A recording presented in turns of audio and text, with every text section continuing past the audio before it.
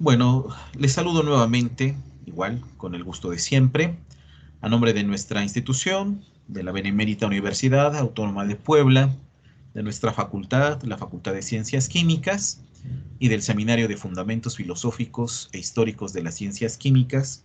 Tengo el gusto de darles la bienvenida a esta conferencia de divulgación que impartirá nuestra compañera Cristina Pérez Sayas. Ella es estudiante del sexto semestre de la licenciatura en química de nuestra facultad y nos presentará el tema Estudio filosófico comparativo del método científico en el área de la química desde un enfoque histórico. Solo preciso, antes de darle la palabra, que con esta actividad pretendemos mostrar las evidencias del proyecto de investigación en el que participamos, eh, en el marco del programa Haciendo Ciencia en la UAP 2022. Son actividades que a futuro ustedes, compañeros y compañeras de nuevo ingreso, también tendrán oportunidad de desarrollar, pues para poder tener una perspectiva, como lo hemos dicho, amplia de sus estudios universitarios. Quiero agradecer a Cristina por llevar a cabo este ejercicio. No solo implicó la preparación de la conferencia que escucharemos a continuación, también la elaboración de un ensayo científico con carácter publicable y el conjunto de sugerencias, propuestas para la mejora del programa de estudio de la asignatura optativa de Filosofía de la Ciencia que se imparte en la licenciatura de Química. Bueno, Cristina, muchísimas gracias, te damos la bienvenida y te escuchamos. Bueno, es- agradezco la invitación del profesor Isaac. Ahora les voy a presentar lo que estado haciendo estos días, em, desde agosto, más o menos. Trabajamos en un proyecto titulado Estudio Filosófico Comparativo del Método Científico en el área de química desde un enfoque histórico.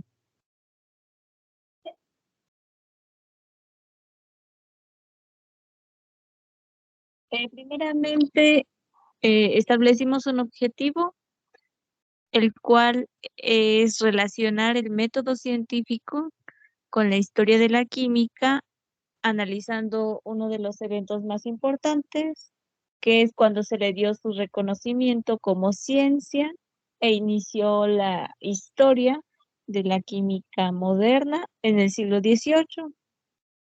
Estos acontecimientos fueron causa de los experimentos de Anton Laurent Lavoisier, que fue un científico que estableció una de las leyes fundamentales de la química, que es la conservación de la masa.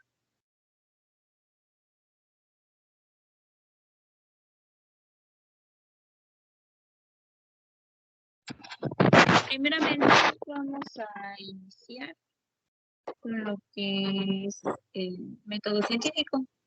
Primeramente, nosotros sabemos que un método va a ser una serie de pasos o un procedimiento a seguir que va a tener un orden y vamos a llegar a algo, a un fin.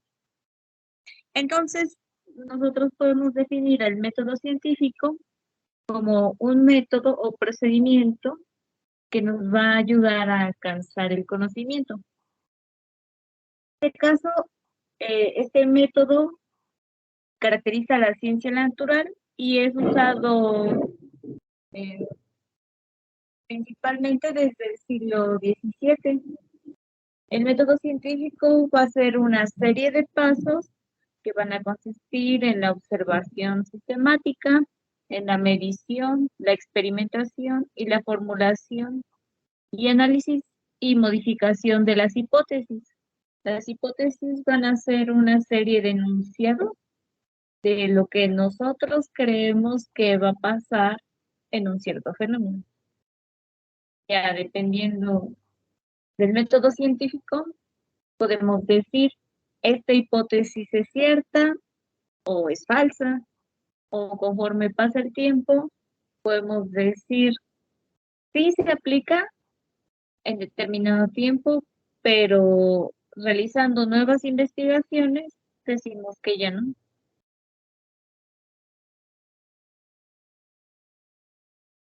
Bien, aquí tenemos un pequeño esquema eh, en forma de ciclo de lo que es el método científico.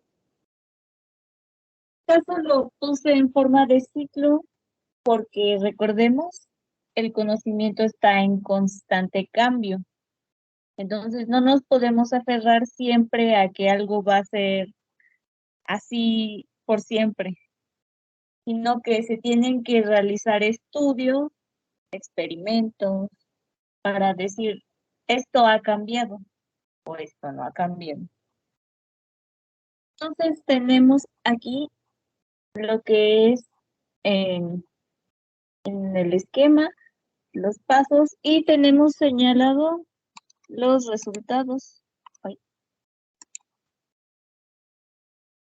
bueno, aquí tenemos señalados el análisis de resultados. ¿Por qué?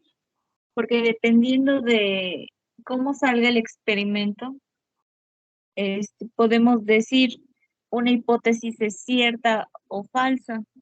En caso de que la hipótesis no sea cierta, bueno, sea falsa, no cumpla, no satisfaza lo que pasa en ese momento en el fenómeno, entonces, ¿qué es lo que se vuelve a hacer? Se regresa del análisis de resultados a la hipótesis y de la hipótesis al planteamiento del problema, sino hay que verlo desde otra perspectiva. Entonces, se analiza esa parte, se vuelve a generar otra hipótesis, o bien puede cambiarse el tipo de experimento que se esté haciendo. Ya cuando la hipótesis resulta ser verdadera, lo que se hace es sacar conclusiones del experimento. Y esas conclusiones vemos que pueden ser lo que conocemos como principios, teorías y leyes. Y estos enunciados son la base de la ciencia. En varias ciencias, biología, en química, en física, tenemos varias teorías, varias leyes, varios principios. Estos principios, teorías y leyes forman lo que es la ciencia y caracterizan a cada una de estas.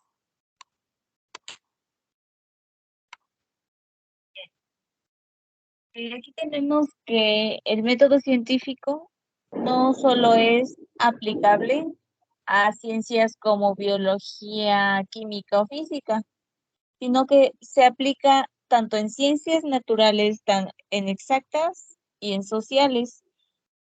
Cabe resaltar que el método científico no va a ser un método estático. Dependiendo del área en el que se quiere enfocar, se cambia un poco los pasos.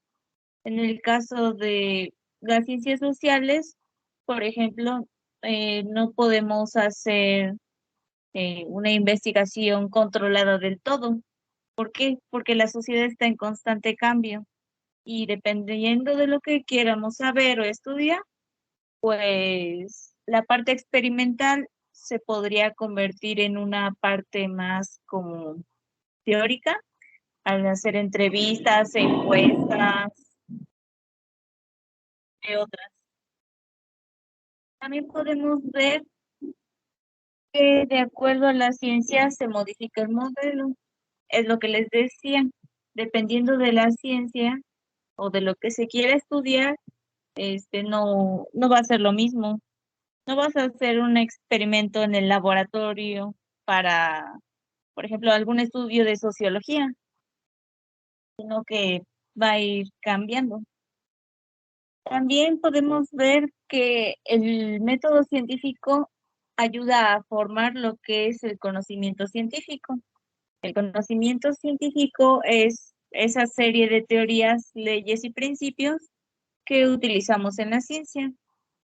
A través de estas se forma lo que es el área y también pues nos ayuda a darle forma. También tenemos un poquito de la historia del método científico.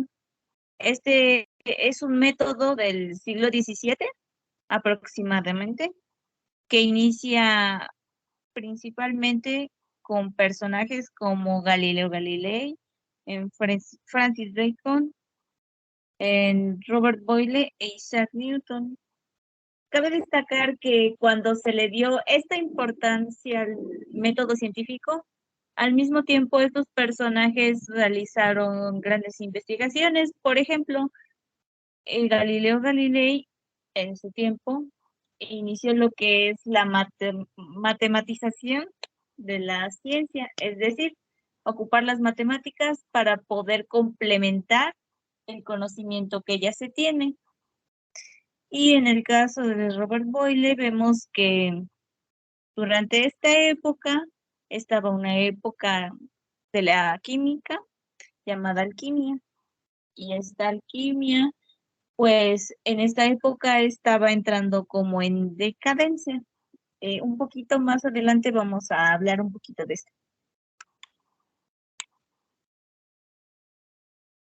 Bien, ahora vamos a empezar un poquito con la historia de la química. Aquí tengo una cita de Marilyn. Esta es una científica, una química. Esta es una cita que me pareció interesante. Dice, la química es una ciencia que tiene por finalidad no solo descubrir, sino también y sobre todo crear, ya que es el arte de hacer compleja la materia. Para captar la lógica de la reciente evolución de la química, hay que retroceder en el tiempo y dar un salto atrás a unos 4.000 millones de años.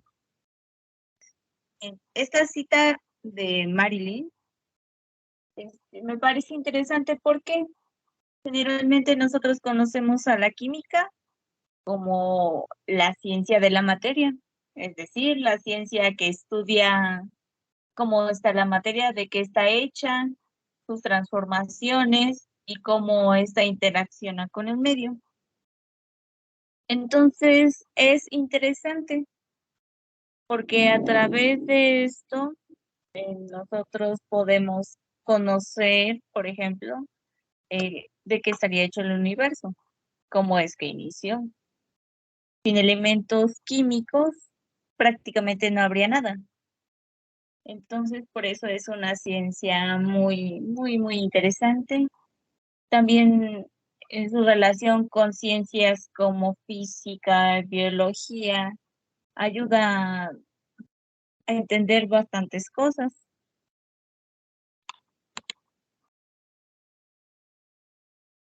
Bien, aquí tenemos una pequeña línea del tiempo marcando las etapas más importantes de la química. En este caso, es cuando nos preguntamos, ¿dónde es que empieza la historia de la química?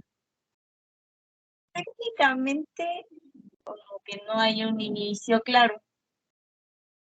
Por ejemplo, la química, uno de sus inicios podemos decir que podría ser cuando se empezaron a trabajar los metales. ¿Por qué? Porque en ese entonces se habían dado cuenta que si calentabas el metal, pues podías darle alguna forma y podrías hacer lo que son utensilios, armas para la casa, entre otras. Entonces, en el Neolítico es donde empezamos nosotros a entender lo que es la química. Cabe resaltar que también cuando el hombre se volvió sedentario, este, desarrolló lo que es la agricultura y la ganadería. Aquí también necesitamos la química. ¿Por qué?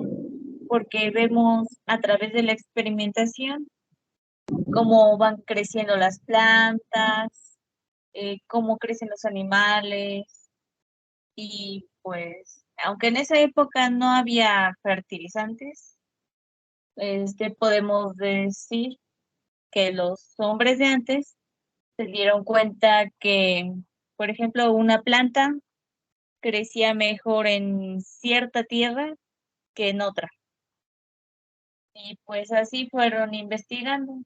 Esto era más como acierto y error, pero fue una de las bases más importantes para la química y la ciencia en general. Después de que el hombre se vuelve sedentario, entramos a lo que es la época de las culturas. En este caso hablamos de culturas como Mesopotamia, Egipto, también de las culturas prehispánicas, las incas y otras más que se fueron estableciendo. En este caso, una de las culturas referentes para nosotros va a ser la cultura egipcia. Muchos hemos escuchado que tenían un gran conocimiento, gran avance en ciencias, y en Egipto se encontraban lo que es la biblioteca de Alejandría. Desgraciadamente se quemó y pues no hay nada de esa biblioteca. También tenemos que construyeron pirámides y también debido a que vivían en el desierto hay condiciones de temperatura extremas, había tormentas de arena, entre otras también desarrollaron lo que son los cosméticos. Usaron la química, los metales, plantas para poder hacer estos cosméticos, medicina. Y a través de estos experimentos se dieron cuenta que podían hacer cosas. Entonces dijeron, ¿por qué no ampliar esto? Y entonces se inicia aquí lo que es la alquimia. La alquimia fue una época de la química en la que se buscaba lo que era el elixir de la vida eterna o la piedra filosofal. Nunca podrías envejecer si tenías esto. Y también otra cosa muy, muy importante de esta época era la transmutación de metales. Como sabemos, en la época actual, el oro es muy valioso. Entonces, las personas con poder querían una forma de poder obtener más oro. Por eso contrataban a personas que se dedicaban a la alquimia, los alquimistas, para que pudieran transformar lo que son los metales normales como hierro, el acero, en metales preciosos. Y en la antigüedad, pues la alquimia tuvo sus inicios. Sin embargo, cuando más se desarrolló, cuando fue su auge, fue en la Edad Media. En la Edad Media es aquí donde se le tomó mucha importancia en la transmutación de metales.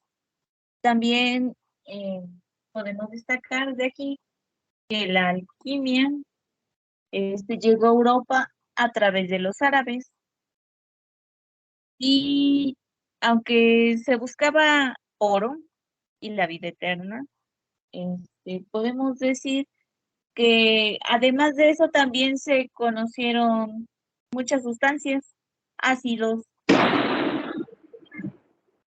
bases, sales, pues fueron ampliando el conocimiento en las sustancias que ya tenían y también se pudieron conocer algunos minerales y pues esta es una base para la ciencia de materiales.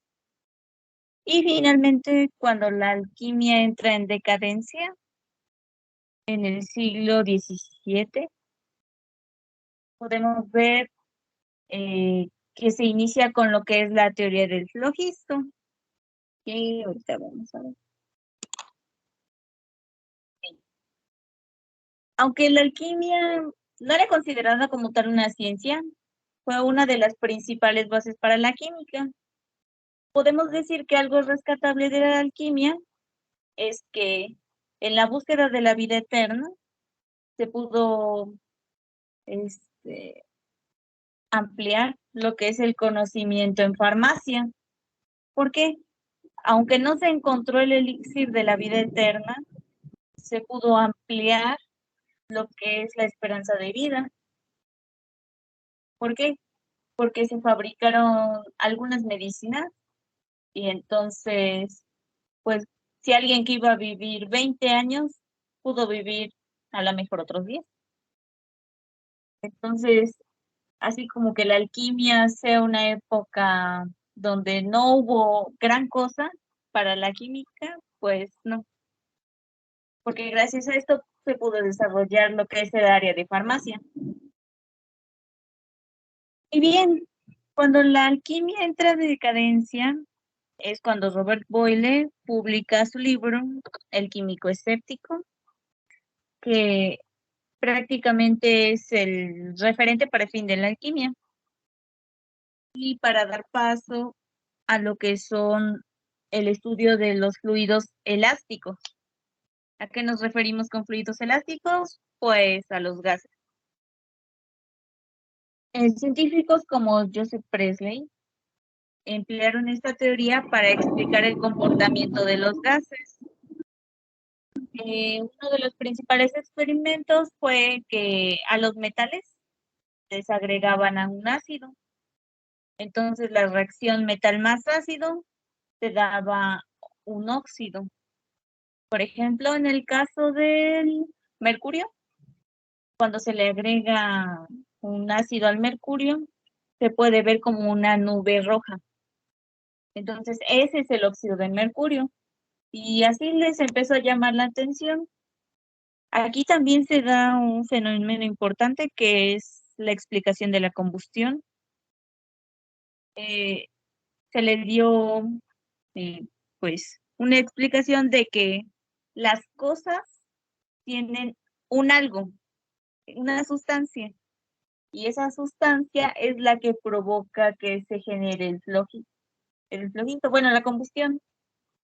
Esa sustancia se llama flogisto. Y el flogisto es ese algo, esa sustancia que contiene la materia que hace que se produzca la combustión y que conforme pasa la combustión, pues el flogisto va desapareciendo. Actualmente sabemos que no hay flogisto, pero en ese entonces así se creían. Y también podemos ver que en esta época también aún se creían pues las explicaciones que dieron los griegos. Como sabemos, los griegos se dedicaron a dar las explicaciones a varios fenómenos y decían que había 4 elementos: agua, tierra, fuego y aire.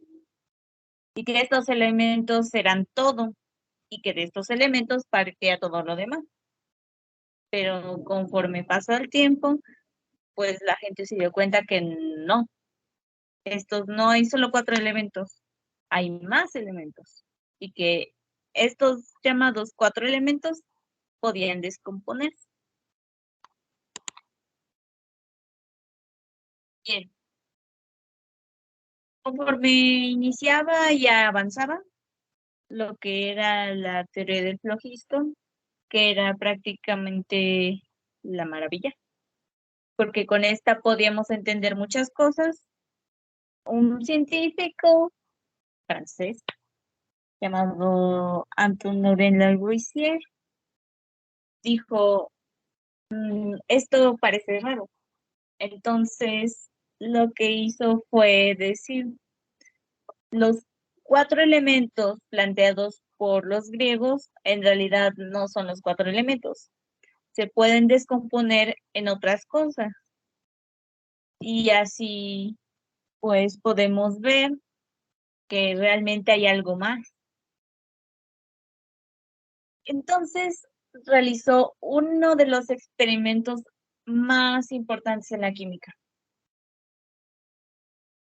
y estableció lo que es una de las leyes principales de la química, que es la ley de conservación de la masa. Yo sé que ustedes la han escuchado, a lo mejor en secundaria preparatoria, hicieron un experimento donde hacían reaccionar bicarbonato de sodio con vinagre y lo pesaban antes de la reacción. Después de la reacción pesaba lo mismo. Es una forma sencilla de comprobar que la ley de la conservación de la masa efectivamente se cumple. Y como en todo experimento, aquí aplicamos el método científico. ¿Por qué? Porque Lavoisier ya se había planteado que los 4 elementos no eran los 4 elementos, sino que se podían descomponer en algo más. Ya que está la hipótesis, entonces se dedicó a lo que es el desarrollo del experimento. En la época se utilizaban mucho los metales, es decir, varios aparatos que se utilizaban estaban hechos de metales. Entonces, Lavoisier dijo, si están hechos de metales, pueden decir que yo estoy manipulando el experimento y que por eso, pues, ocurre lo que ocurre. Pueden decir, no es válido porque no estamos viendo qué está pasando. Entonces recurrió a uno de los metales más importantes que tiene la química, un material fundamental en cualquier laboratorio, que es el vidrio. ¿Por qué es muy importante? Pues porque el vidrio soporta tanto ácidos, bases, de todo. Es un material bastante resistente, aunque es frágil, pero tiene muy buena resistencia química y térmica. Entonces dijo, si ocupo este material, el vidrio, para construir el aparato, entonces las personas que vengan a ver el experimento van a decir, efectivamente está pasando algo. No se va a quedar en que podría estar planeado o trucado o algo así. Y aquí también podemos ver que el vidrio se quedó como uno de los materiales más importantes en el laboratorio. Nos permite ver las reacciones que están ocurriendo y además nos permite contener diversas sustancias. Y en la parte experimental, lo que hizo Lavoisier primero fue un experimento previo, un preexperimento, en el cual combinó hidrógeno gaseoso y oxígeno. Les aplicó una descarga eléctrica y vio que se generaba un líquido, y ese líquido era el agua. Entonces decidió hacer esto, pero a mayor escala. Y entonces el experimento de Lavoisier resulta que en realidad eran 2 experimentos: la descomposición y la síntesis del agua. Entonces, cuando dijo estoy listo para hacer mi experimento, lo que hizo fue reunir a personas, más o menos 30, para que presenciaran el experimento de la descomposición y síntesis del agua. Entonces dijo, voy a demostrar que el agua, uno de los 4 elementos, en realidad no es un elemento y está compuesta de algo más. Entonces, al inicio del experimento, dejó que corriera el experimento y duró como 2 días. Sí, en química hay que tener bastante paciencia. Hay reacciones que no se dan luego, luego. Y entonces, cuando concluyó el experimento, la Academia de Ciencias no quería aceptar sus resultados, pero fue respaldado por científicos como Laplace, Monge y Berthollet, que dijeron, Lavoisier tiene razón, es cierto, es hora de modernizar la ciencia, no podemos quedarnos atascados en la ciencia antigua, la ciencia tiene que cambiar. Entonces, como que a la Academia de Ciencias, pues no le pareció mucho esto, pero decidió aceptar, está bien, vamos a revisar lo que se hizo, el experimento, la teoría, lo que se venía diciendo, los resultados, y entonces Lavoisier junto a estos científicos lo que hizo fue modernizar toda una ciencia. ¿Por qué? Porque hasta cambiaron nomenclatura.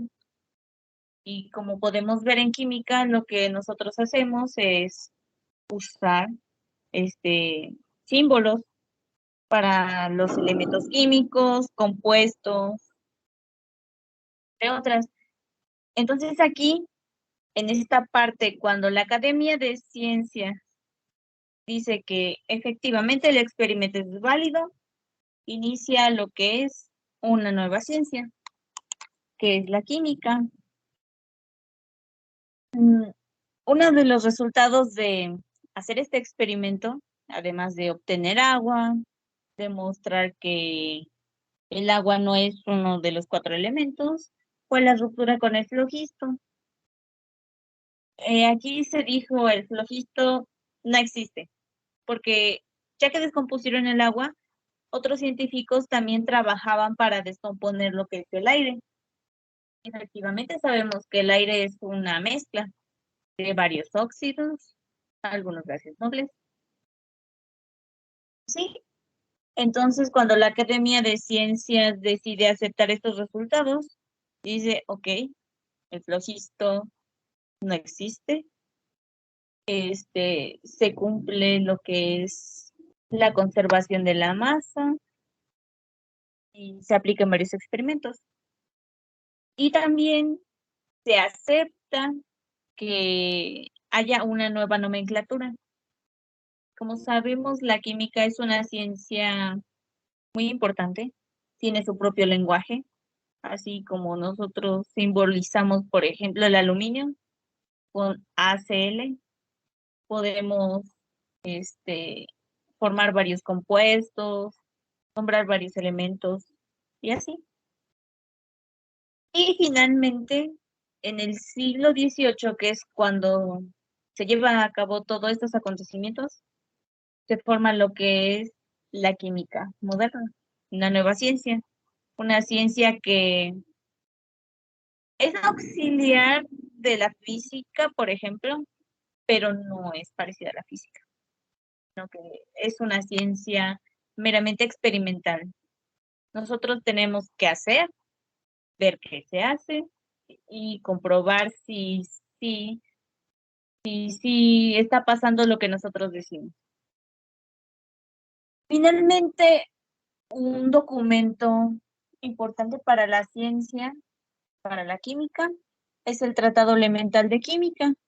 ¿Por qué? Porque aquí se establece este cambio de nomenclatura y además se establece el experimento de Lavoisier, que nos ayuda a demostrar que la masa no se crea ni se destruye, solo se transforma y que lo que entra de reactivos va a ser la misma cantidad que tenga de producto.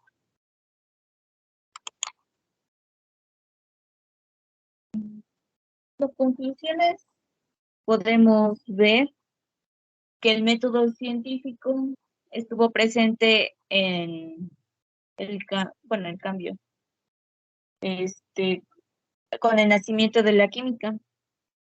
¿Por qué? Porque a través de una serie de pasos que hizo Lavoisier, se pudo comprobar que el agua no era uno de los 4 elementos y además se pudo formar lo que es una nueva ciencia. También podemos decir que el método científico no se utiliza una vez, ya que las teorías van a estar en constante cambio. Nada es absoluto, todo está cambiando, entonces necesitamos comprobar que haya cierta reproducibilidad en lo que la ciencia establece. Y también podemos decir que las épocas precedentes a la química moderna muestran el gran camino que tuvo que recorrer la química para poder ser reconocida como ciencia y que además sea reconocida con su propio lenguaje, su propio método y la nomenclatura. Y el Tratado Elemental de Química, que es el documento que pone las bases para los estudios en química.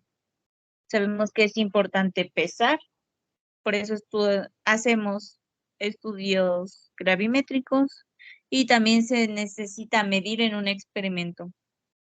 Si no, pues el experimento no sirve. Necesitamos siempre estar midiendo temperatura, presión, peso, bueno, masa.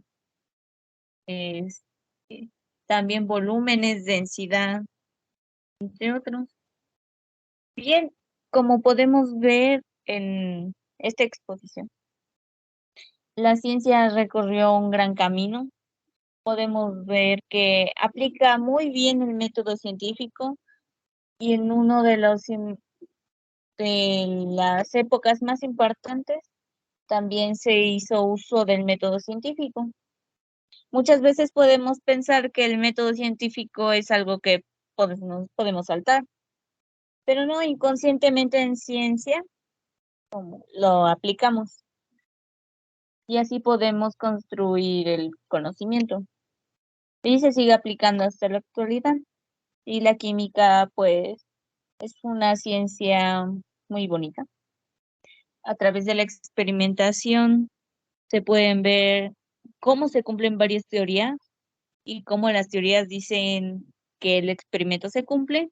Hay una relación teoría-experimento. Necesitamos la teoría para hacer el experimento y necesitamos el experimento para comprobar la teoría. Bien, pues eso sería todo de mi parte. Y gracias. Y perdón por la lluvia. Al contrario, Cristina, muchísimas gracias por tu presentación. Se cumple el objetivo, como yo lo veo, de mostrar los resultados de tu trabajo. Muchas gracias por la atención de ustedes, los compañeros y colegas de la facultad, en esta experiencia de nuevo ingreso.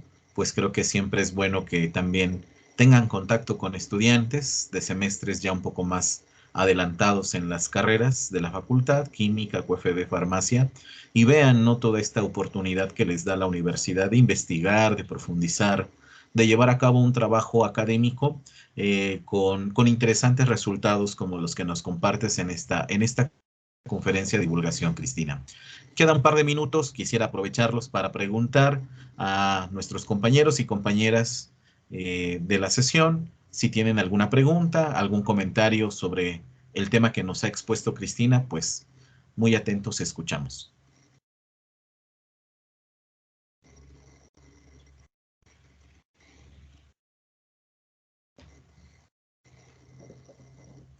Adelante, Marco, muchas gracias. Buenas tardes, profesor. Buenas tardes, Cristina. Bueno, mi única pregunta es así como que más bien una duda bueno, respecto al método científico, ¿cuándo podría decirse que fue así la primera vez que se usó? O bueno, así a quién se le puede adjudicar o a quién podemos nombrar como la primera persona que dijo, no, este método va así, lo apliqué así y salió esto. Así como, bueno, ¿en qué año fue? O si nada más se tiene una persona o algo. Gracias, Pues Marco. Adelante, es Cristina. difícil decir, ocurrió en este año, porque pues nosotros inconscientemente lo aplicamos. Entonces, pues, así que digas, el inicio, las investigaciones, pues dicen que fue con los árabes en el siglo VII, ajá, donde dijeron, pues, los griegos, las culturas antiguas dicen esto, pero qué tan cierto es. Como sabemos, los griegos no experimentaban del todo. No sé si han escuchado esa parte de que las mujeres tienen menos de 32 dientes y los hombres tienen 32, pero cuando alguien quiso experimentar o comprobar si sí era cierto, pues no los dejaron porque las personas con poder los filósofos o las personas que dijeron esto, dijeron, no, no es necesario, esto es así porque sí. Pero sí, con los árabes se inicia lo que es la experimentación. Esos enunciados que dicen, los empezaron a comprobar. Y pues conforme fue pasando la historia con Galileo Galilei, ahí es donde dicen, inicia como tal el método científico, pero su antecedente más próximo sería con los árabes. Está bien, muchas gracias. Gracias, Cristina. Gracias por lo que le toca a los filósofos en esta sentencia. Interesante, ¿no? Finalmente, no niego que la filosofía haya impuesto formas de pensar en otras épocas y que repercutieran. Pienso en la Edad Media, tú profundizabas en esta época fundamental para la química, por supuesto, pero que por varios prejuicios, no solo de la filosofía también tuvo esta aportación decisiva para encontrar alternativas, otros modos de comprender la realidad, pero es cierto, también formó parte de los discursos imperantes, de tal manera que a los científicos se les consideraba herejes, ¿no? Y a las mujeres pensantes como brujas. Pienso que la historia muestra toda esa problemática que vale la pena reflexionar para darnos cuenta qué oportunidades son las que hoy tenemos y cómo aprovecharlas y reivindicar el papel de todos, todas quienes previo al mundo actual contribuyeron fuertemente al desarrollo del pensamiento científico, ¿no? Bueno, tenemos tiempo para otra pregunta, otro comentario. Podemos escuchar.